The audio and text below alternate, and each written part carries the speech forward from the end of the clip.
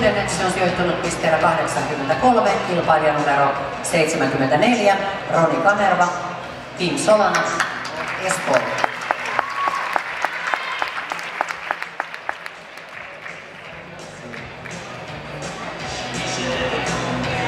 Viides pisteellä 77 kilpailija numero 69 Joonas Johansson, Team Pippa, Riihimäki.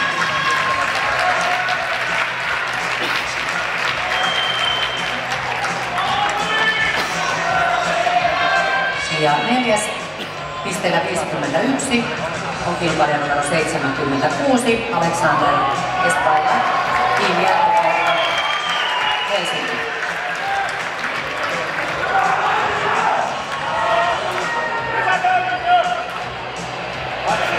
Ja siirrytään mitallisijoihin. Kolmanneksi on tänään sijoittunut pisteillä 46 kilpailija numero 70 Joel Hunnakko, Espoo.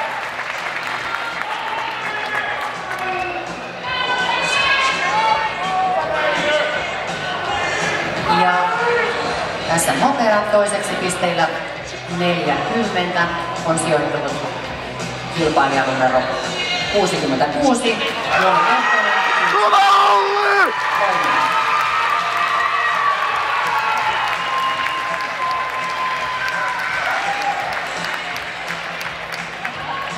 Ja Suomen mestari tässä sarjassa pisteellä 20 kilpailija numero 65 Olli Kemppainen.